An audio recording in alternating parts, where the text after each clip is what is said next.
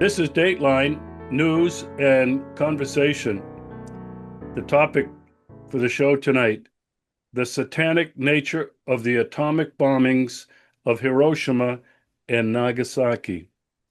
An article written by my good friend Edward Curtin. Ed, welcome to the show. Thank you, Regis. Well, it's always a pleasure to have you. I'm a big fan of yours. Um, I will I'll tell people right away. You are a former professor of sociology. Um, you're a sociologist. You call yourself a researcher, a poet, an essayist, a journalist, a novelist, a writer. Um, I'm going to post the link to your website. And in case anybody wants to go there now, it's very, very easy. edwardcurtin.com. And I'll promote your two books. So, just so people know, you are a very gifted and very deep writer. Um, you wrote this article, The Satanic Nature of the Atomic Bombings of Hiroshima and Nagasaki, on August 4th. I want to take a very deep dive into this article, Ed. So I'm going to ask you a series of questions, and we'll take each of these topics one by one as they appear in your article. And this is the first thing. You wrote, American history can only be accurately described as the story of demonic possession, however you choose to understand that phrase. Maybe radical evil will suffice. And you began with a topic that reshaped my thinking about the United States, began in the 15th century with the massacre of who knows how many million Native Americans. And that behavior has continued to today. Tell me a little bit about why you started with that history of the United States.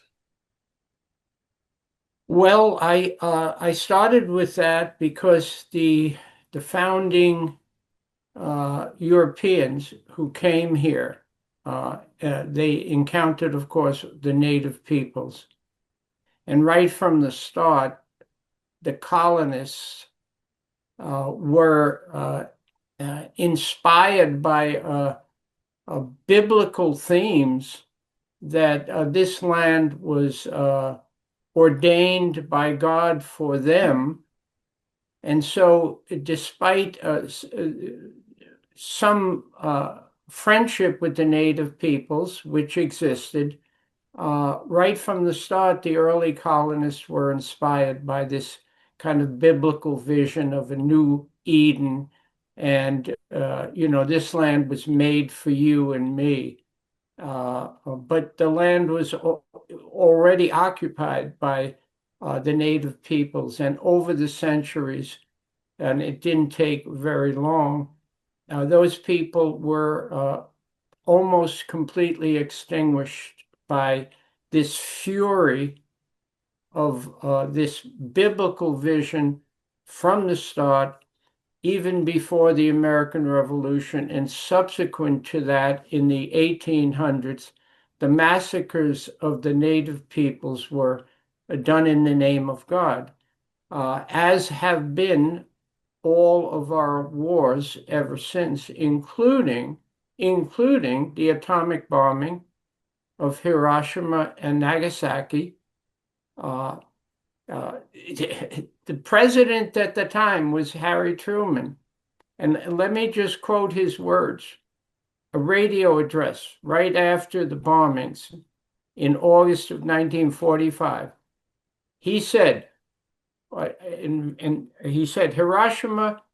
Hiroshima is a military base. and we bombed it. We wanted to avoid civilian casualties. And, quote, we thank God he let us have the atomic bomb. He may, I just want to quote this correctly, so I'm reading it. May he guide us to use it in his way and for his purposes. That is God's purposes. That's Harry Truman in a radio address to the American people. It's so outrageous and so sick and so satanic or demonic, whatever word you want to use, radically evil, that it's really hard to comprehend when you think about it, you know. Yeah, we're going to talk a little bit more about Harry Truman and what the real purpose of the bomb was all about, which you covered a little bit later in this article. But while we stay on this first topic, that you have summarized the history of the United States, uh, why is it, Ed, that the American people either are so oblivious to this untold history, or why is it that they maybe are in denial and just cannot accept it? Well, it's very hard to accept. I think when I was a young man, early on, I didn't first accept it.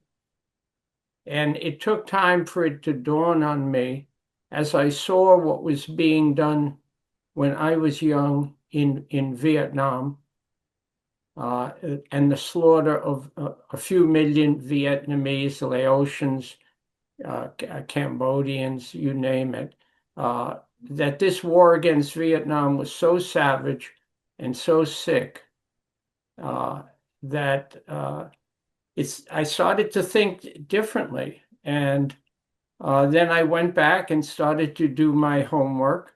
I had intimations of this, but I didn't know it fully. And I started to study history very, very assiduously. And it became very, very clear to me that the history is Vietnam was not an anomaly. It was just a continuation of what had been going on long before. I grew up in the 1950s and in a more or less conservative Irish Catholic a family and neighborhood in the North Bronx, New York, and you know this stuff was not discussed. It was simply not discussed, and it was not discussed in grammar school or high school. In the Catholic schools I attended, it was as if, we were always the good guys. But I learned very quickly that wasn't the case. You know, it took me a lot longer, Ed. Um, Not until I went to Jeju Island in South Korea and discovered while I was there, and that was 2012, the massacre of as many as 60,000 innocent civilians who were protesting the takeover of their country after World War II from the Japanese. Uh, they were protesting the installation of the United States military government of Korea. They thought they were liberated and free, and they rose up. They rose up with sticks and spears and stones. They had no weapons. And the United States, under General MacArthur, ordered the massacre of these communists who were rising up against the United States. And when I discovered that, and it had been classified until the year 2000, uh, people in South Korea were forbidden to even talk about it, or they would be massacred. They would be assassinated along with their families. I then began to dig much deeper into the untold history of the United States. And that happened very quickly. I was consumed with anger, but now with the need to know more about what my country had really done. the country of good guys, blessed by God to spread freedom and democracy around the world. It took me a long time to come to that. And so I completely understand how most Americans can go through their entire lives without ever having a moment that would hit them up on the side of the head and at least wake them up to something. I think for many, it was Vietnam. But today in 2025, I'm not sure that there's anything that will wake them up. I want to read a quote here. And you also said, our best writers and prophets have told us the truth. Now, many Americans are familiar with these people I'm going to read. Thoreau. How does it behoove an American to show any authority or respect for the government of the United States?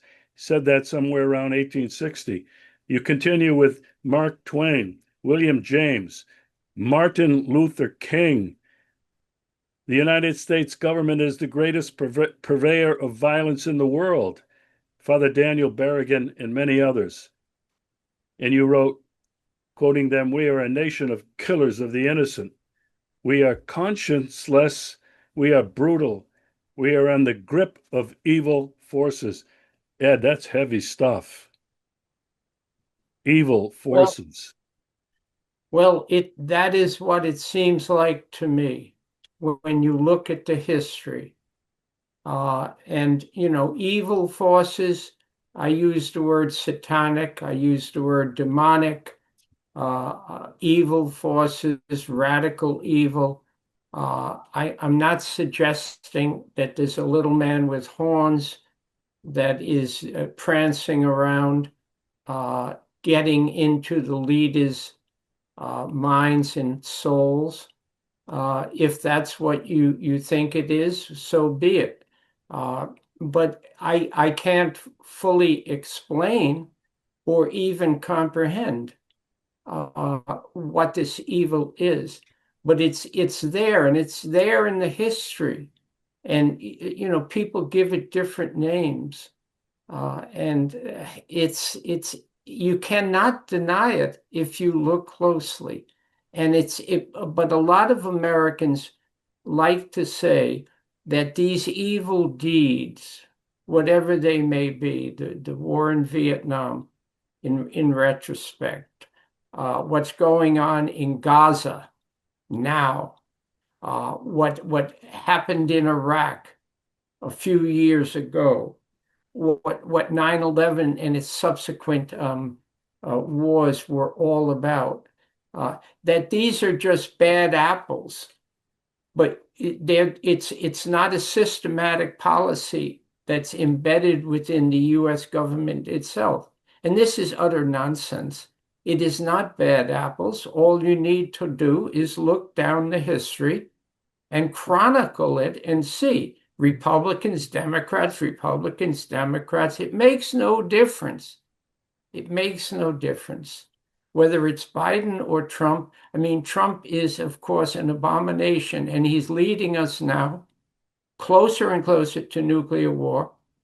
And he's very, very dangerous. And this week will probably culminate in the reinstitution, if you can call it that, the outward reinstitution of the war against Russia via Ukraine.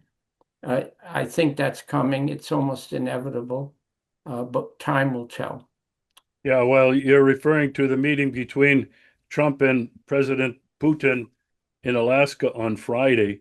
Uh, I'm not going to speculate about that right now, but people have gone crazy with it with so many wild ideas about what is going to happen. But yeah, we're living in very dangerous times. And this is just another chapter in the long untold history of the United States where evil apparently is reigning. Uh, let's shift now to the actual bombing. Uh, in your article, you said that it was intentional, and you quoted that disgusting radio broadcast that Truman made the day after, uh, that God gave us this weapon and we're using it at his will.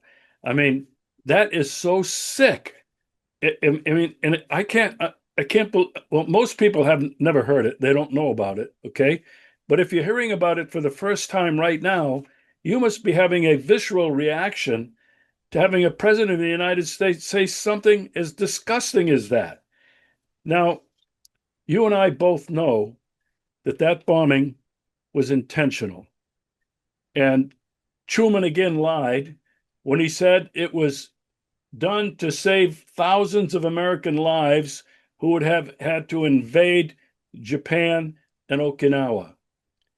And that was such an incredible lie because anybody who now has studied history knows that the infamous General Curtis, if you kill them all, they quit fighting LeMay, he ordered the firebombing of Japan prior to uh, the atomic bombings of Hiroshima and Nagasaki.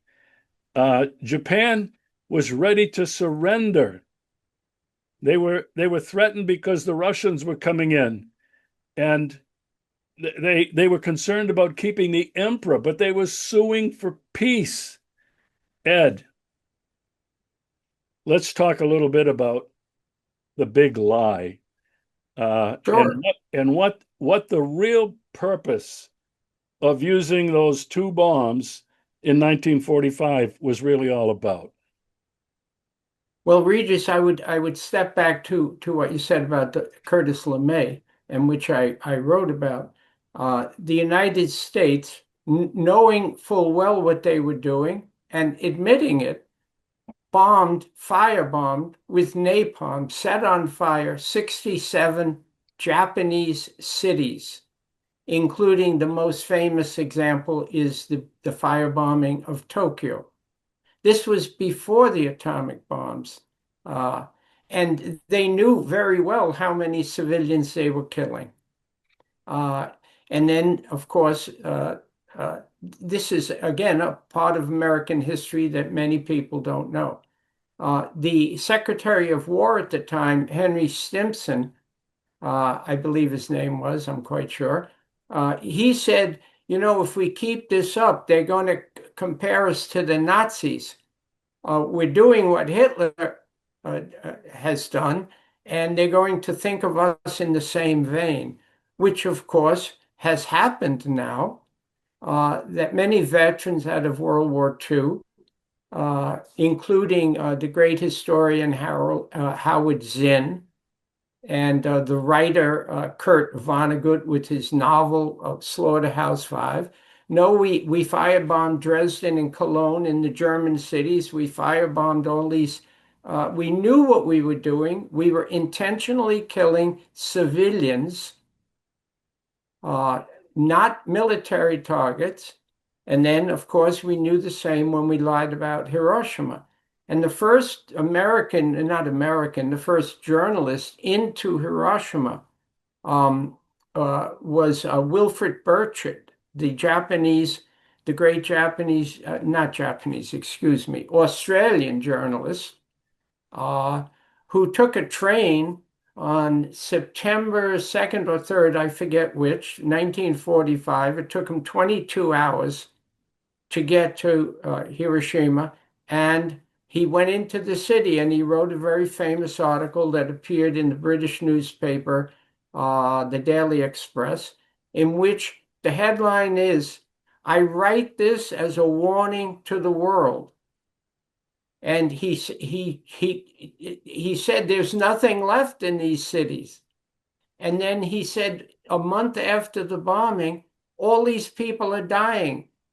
Their hair is falling out. They're dying. They're dying from radiation poisoning. Not from the bombing itself, from the radiation. And the United States government went on a very big campaign to lie about radiation poisoning, saying it didn't happen. The bomb was dropped at a certain height above these two cities. and the winds dissipated the radiation, which was a complete lie, and they knew it was a lie. And over the years, all these Japanese people died and suffered tremendously from this bombing. And the big lie just continued and continued and continued.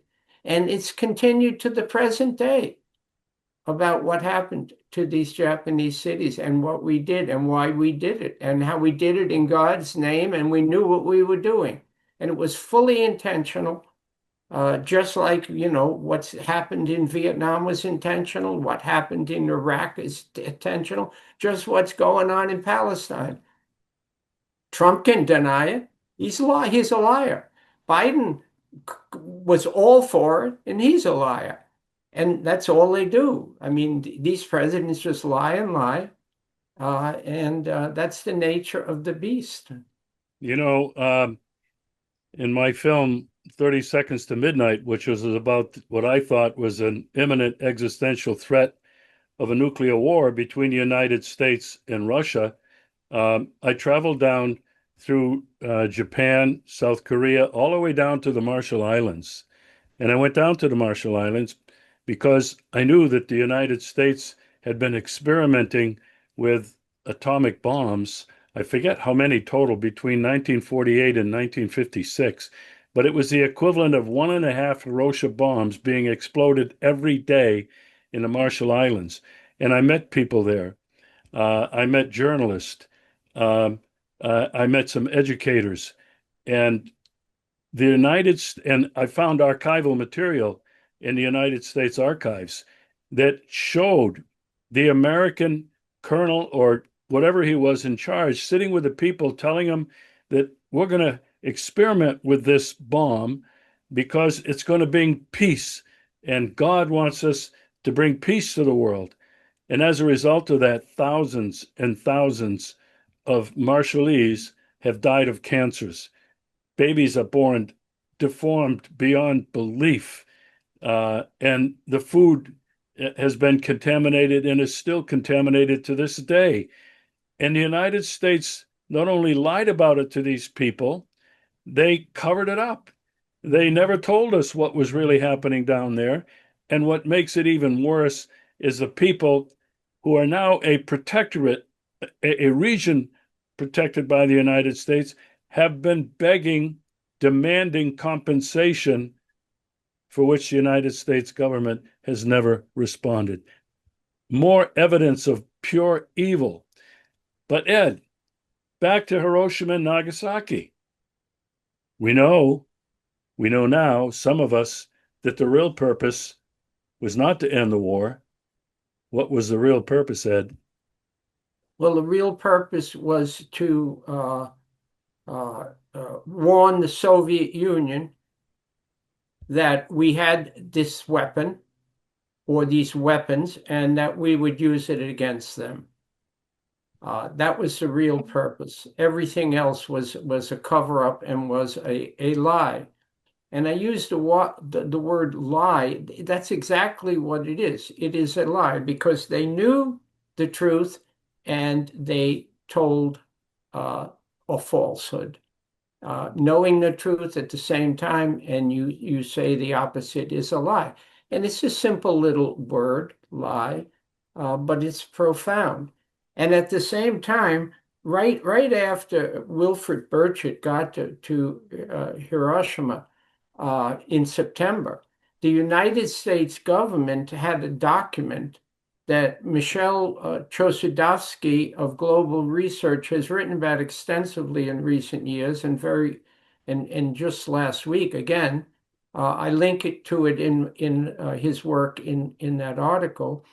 There was a top secret document in which the United States had targeted the Soviet Union, 66 cities in the Soviet Union for obliteration with nuclear weapons, atomic weapons at the time. This is in September of 1945, while the Soviet Union was still our ally before the Cold War. And a few years later, they were going to drop 200 atomic bombs on the Soviet Union, 200 on all of these, excuse me, cities. And then uh, 9 years later, the strategic, uh, what is it called? The Strategic Air Command had a document out on bombing all of these Eastern European cities, 1,200 cities in Eastern Europe and in the Soviet Union and in China, nuclear bombing them. So this was the first bombs in 45 were just the start of what they wanted to do. Yeah. And thank God, and that it hasn't happened yet. But now, in '62, in the Cuban Missile Crisis in the fall of October '62, Kennedy and Khrushchev almost brought us to that point. Thank God they saw the light, those two guys, and thank God for them for seeing the light, but bringing us to that terrible point. And uh, here we are. I mean, here we are, what, 50, 60 years later, and people they're still threatening the use of nuclear weapons. It's amazing that we haven't blown up the world yet. Yeah, well, that was the theme of my film, 30 Seconds to Midnight. I didn't buy Yeah, the Bureau of Atomic Scientists and their doomsday clock 3.5 minutes. This was in 2015 or 16 when I made that film. Uh, I said, we're like 30 seconds to midnight. If I would have published that film today, the title would have been The Final Countdown, because that's what we're in. When you look at it from the Russian perspective, the United States since 1991 has encroached with NATO all along Russia's borders. The war in Ukraine right now is primarily about that encroachment, NATO in Ukraine, directly on Russia's doorstep. And every single year for the last 10 or 15 years, the United States, using its battering ram NATO, has been conducting increasingly massive war games all around Russia's borders, gaming a first strike nuclear attack on Russia. Russia can see yes, this. Russia knows this. The United States, under what's his name? So I guess Biden and then now Trump, has withdrawn the United States unilaterally from everything that remains of the nuclear treaties except the New START treaty, which is set to expire. When you look at it from the perspective of the Russians or the rest of the freaking world, Ed, we are so close, if not an intentional firing of nuclear missiles, certainly by accident, by a misjudgment, a miscalculation, a wrong reading, an interpretation of a radar screen. It's really frightening. You know, in your article, Regis, let me just say this to the audience. Your films, the two that you've mentioned, are profoundly good, and everyone should watch them because they're eye-opening. I just wanted to get that in while you were mentioning them. okay, well, thanks for that little promo. Uh, but in your article, you made a very interesting comparison. I thought it was very compelling. You were talking about us baby boomers who grew up with the bomb. We lived through the Cuban Missile Crisis, 1960, and all of us grew up remembering about bomb shelters, uh, civil defense radio announcements of what to do when these evil Soviets, were going to bomb us. They told us how ridiculous to crawl under our desks in grade school, in high school, uh, and this went on uh, really for quite some time. And you made the comparisons that us baby boomers have lived to talk about it. What did you say about the children of Hiroshima and Nagasaki? Well, they didn't live to talk about anything. And those who survived suffered for years and years and years, so many dying, so many still suffering as old people to this very day. But it's almost here's something that strikes me that people could say, okay, look at these two old guys here talking about this stuff from the past. But it's the past is present. The past is here. It's not something disappeared. People have to, young people, I would like to reach young people. They need to read some history. They need to learn that this is nothing new what's going on. It's embedded in our history, and there is something very deeply wrong with the thinking that is embedded in American history. This God is on our side. I'm not saying that other countries are angels. They're not. They're not. But if you look at our history, we consider ourselves so good. What did I quote Hillary Clinton in there somewhere saying something like, we're the good guys, or I mean, come on, it's a joke. It's a joke. I mean, that was at the time that we destroyed Libya. Just for the hell of it, we destroyed the country of Libya. We killed their leader for reasons that most people don't know, but we did that. Uh, and it goes on and on. You talk about now Trump and Russia and encircling Russia. I mentioned to someone recently the U.S. coup d'etat in Ukraine in 2014, and this person knew nothing about it. And I said, "You don't know about that? That was 11 years ago, that the United States engineered the overthrow of the Ukrainian government to put in place neo-Nazi right wing to go further towards the Russian borders, where we had NATO bases in all of these countries encircling Russia. And I don't think this is going to stop. I don't think Mr. Trump is going to stop it. I think he is going to continue with this, despite what happens Friday in Alaska when they meet. Yeah. Uh, And you wrote in this article, there's a straight line from the nuclear bombing of Japan to the errant U.S. support for Israel's genocide of the Palestinians. For those yeah, who can see it, it's a direct line.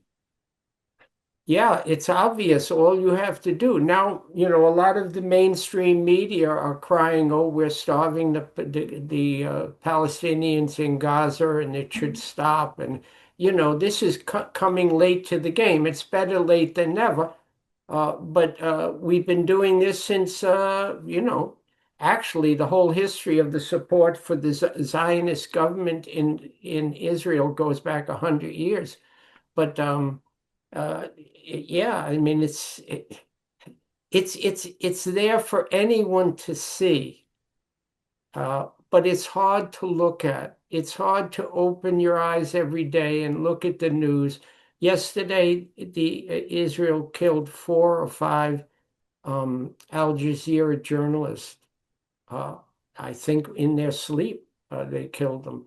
But every day they kill another 100 or so Palestinians. It just goes on and on and on and on. And that's it's obvious. It's obvious. Yeah. And uh, what Israel is doing, it's under the auspices, the tutelage of the United States. And it has been since the creation of that, I would say, evil regime. But uh, Yes.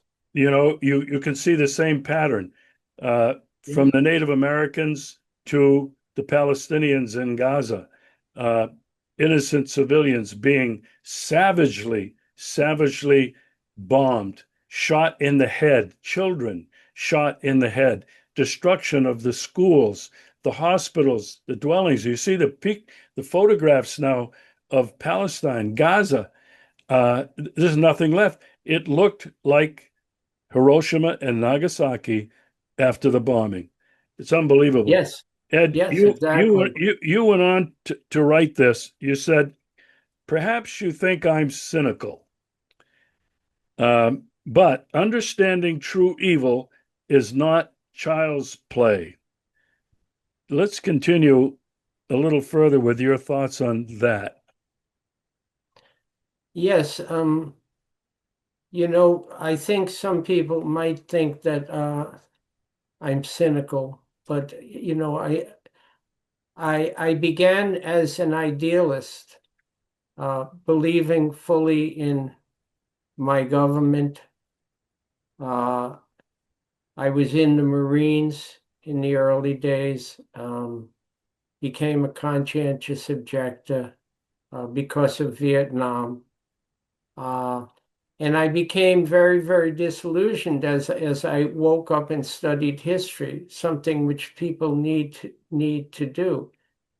But it seems to me that this question of evil.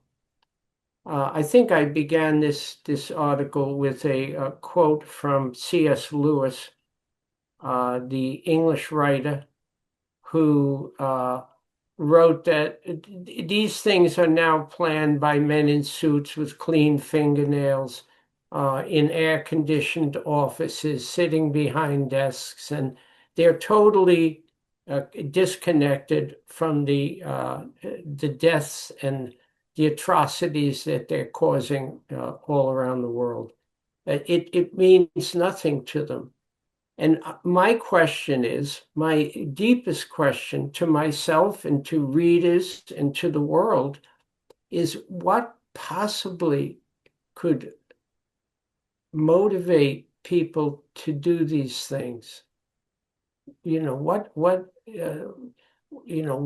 motivated Hitler? What motivates Truman and Harry Truman? What motivates Trump? What motivates Biden? What motivated George Bush? Do they actually think that they're doing God's work? And if they think they're doing God's work, then they have no conception of the shadow side of their personalities, how something has warped in their souls, how they have no sense of God or the spiritual life of humanity, of our connections to our brothers and sisters all across the globe, no matter what color or religion. Uh, they're devoid of that. And what is it? What is it that they could do this so easily and almost well, I won't say with a smile, but uh, almost as if they're eating a donut. There's something very deeply wrong. Yeah, I'm going to continue with what you wrote because it is so powerful. Um, you said, but understanding true evil is not child's play. It seems beyond the grasp of most Americans who need their illusions. You wrote, evil is real. And you continued, there is simply no way to understand the savage nature of American history without seeing its demonic nature. How else can we redeem ourselves at this late date? You continued, possessed as we are by delusions of our own God blessed goodness. Ed, what? There's nothing else to say. Um, you said that so eloquently and powerful. Um, I wish that I could have said that. I wish that I could have known about this quote earlier. I would have put it in a couple of my films. All right, let's move on. You've mentioned Trump a couple of times. Um, Basically, you said that Americans um, go from election to election, hoping that this bad guy is going to be placed by the next bad guy who's going to make things better and restore our core values. Talk to me a little bit about this illusion about our core values being restored. And I mean, it's so ironic because if people are following this discussion, the core values of the United States are not freedom and democracy. The core value is about murder, massacres, assassinations, genocide. Pick it up from there.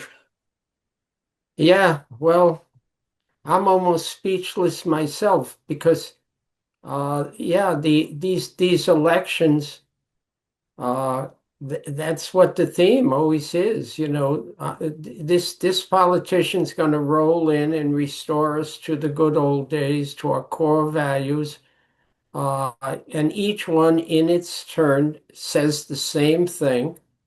Uh, we could go back. We could go back and document it if readers or listeners wanted to.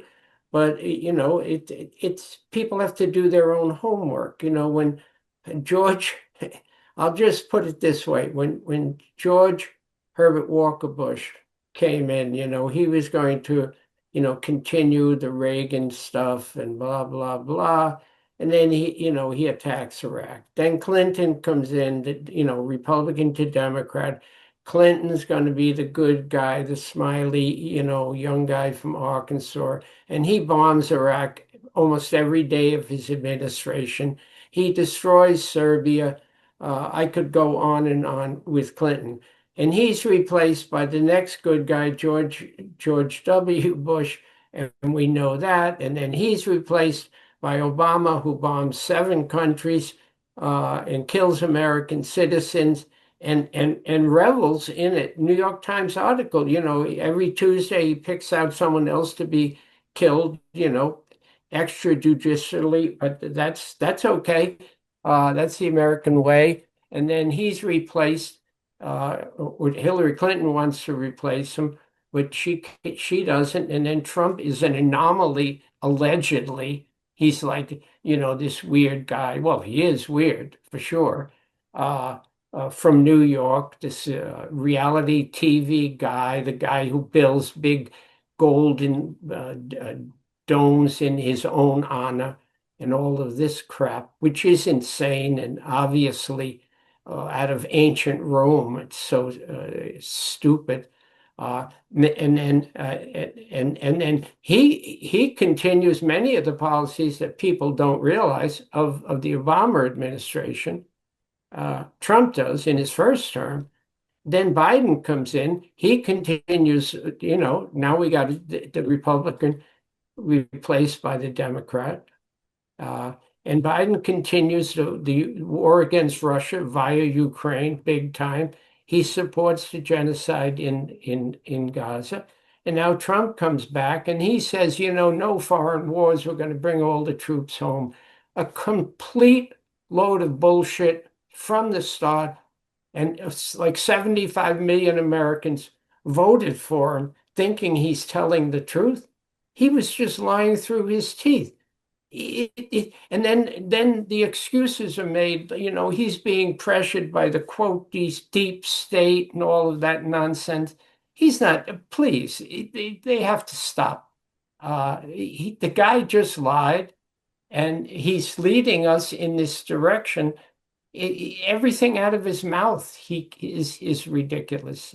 I'm at a loss, it's US has become an amusement show.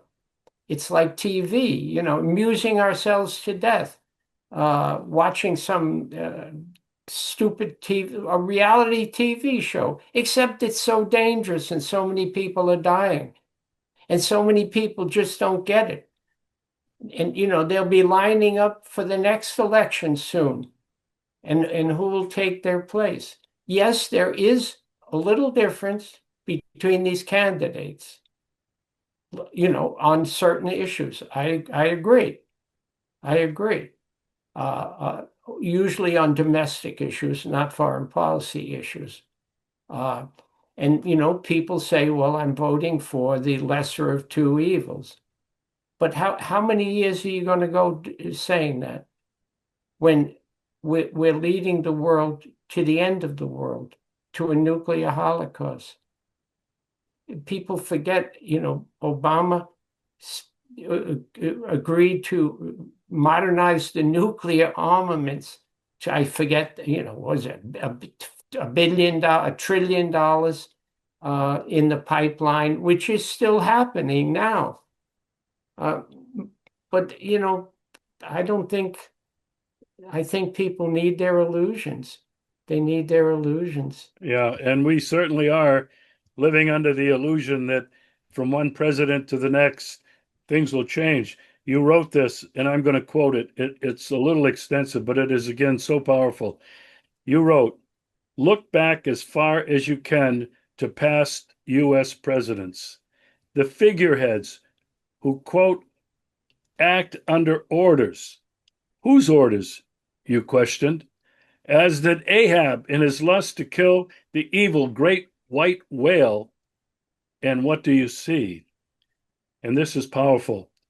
You continued, you see servile killers in the grip of a sinister power.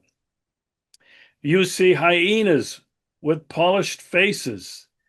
You see pasteboard masks. On the one occasion where one of these presidents dared to follow his conscience and rejected the devil's pact, that is the presidency's killer in chief role, he, John Fitzgerald Kennedy, had his brains blown out in public view. And you finished with an evil empire thrives on shedding blood, and it enforces its will through demonic messages. Ed, I want to finish with this topic on a very small reason for hope. John Kennedy, and let's finish with that. What you wrote to conclude the article. Sure.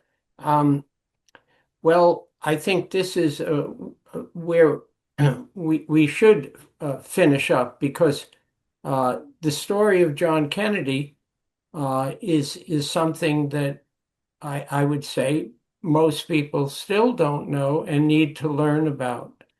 Uh, he came into office in 1960 as somewhat of a Cold Warrior, and he knew he had to appease the forces within the military and the CIA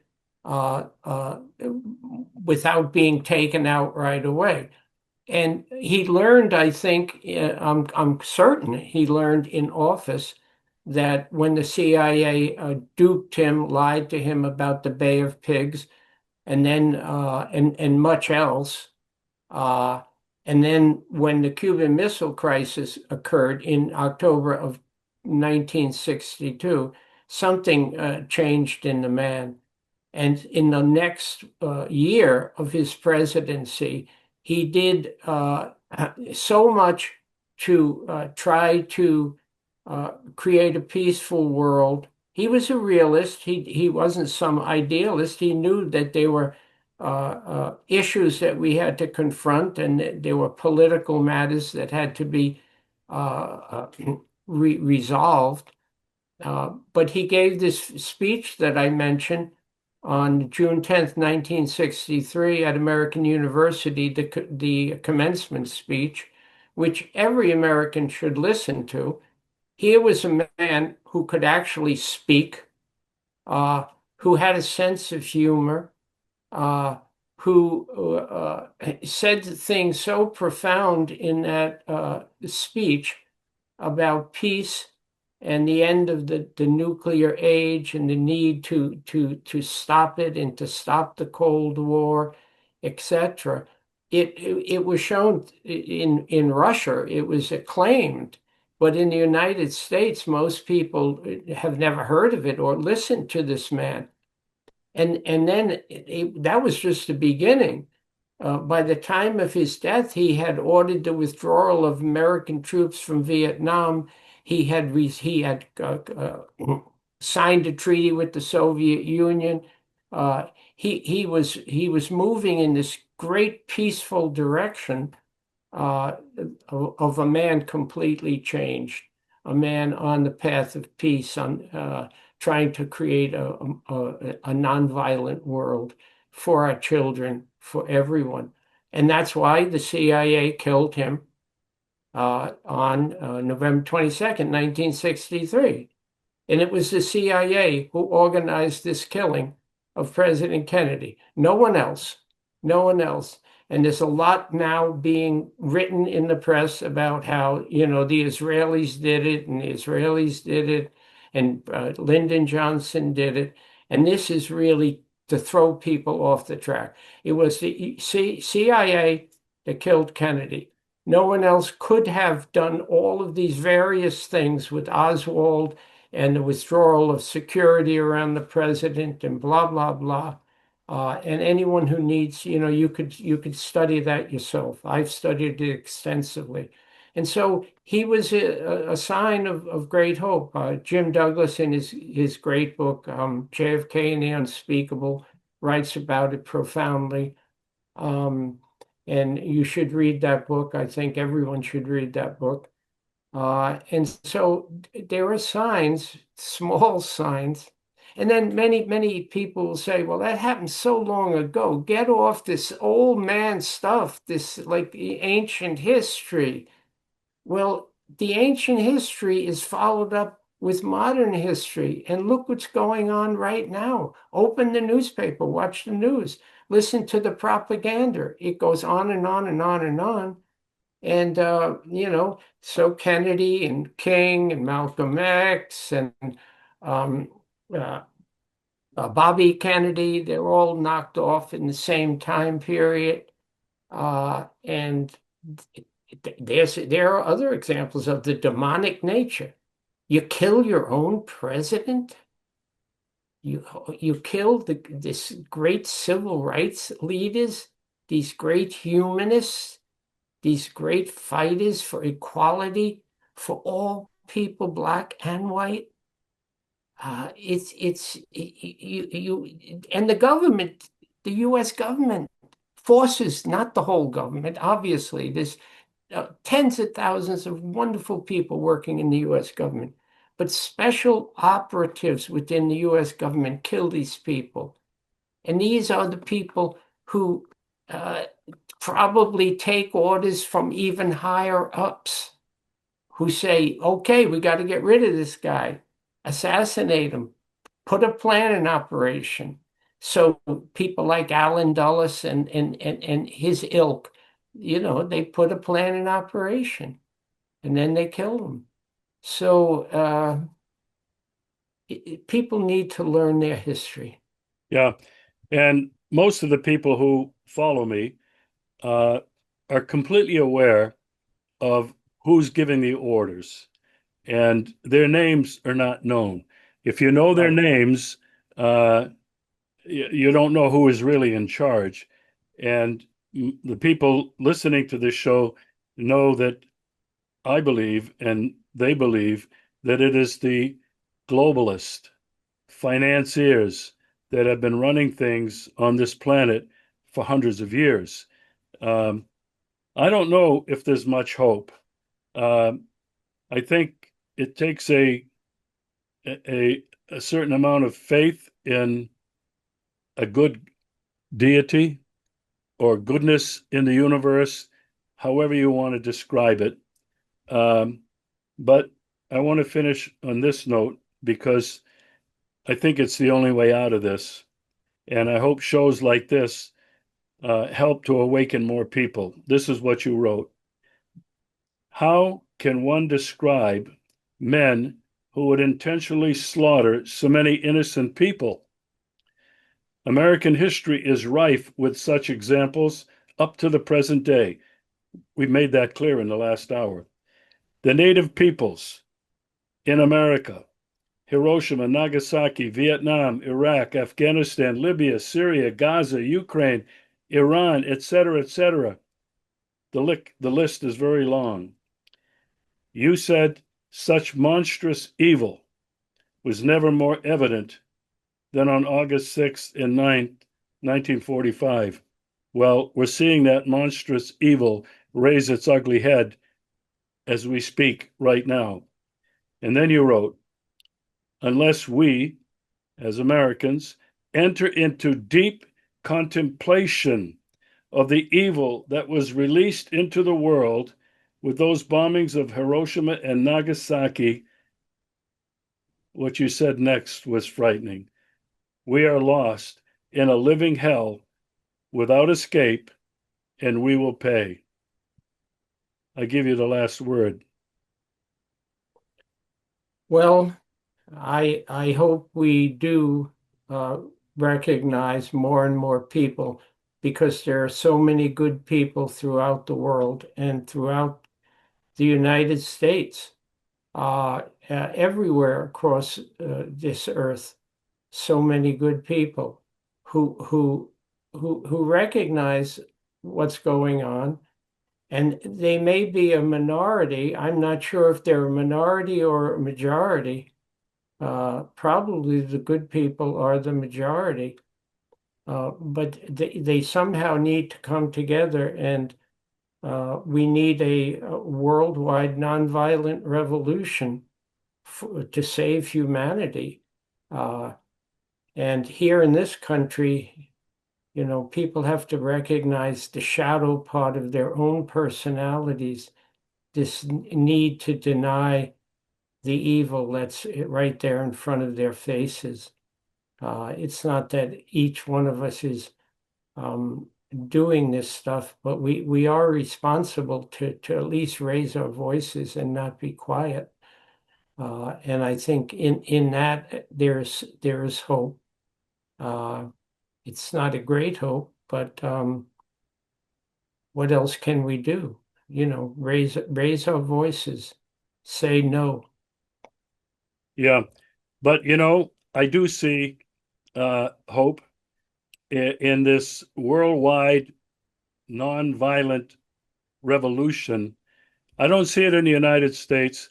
I see it beginning to happen across the EU, where people are rising up in in in the UK, in France, in Germany, and in other countries. I see it in Asia. There are millions of people who have been rising up against evil, against governments who conduct these evil actions, and against governments who don't respect their needs. So there is hope.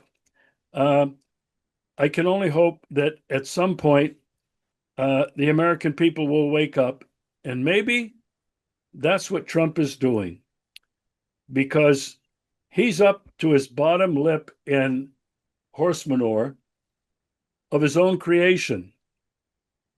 Everything he promised has not happened.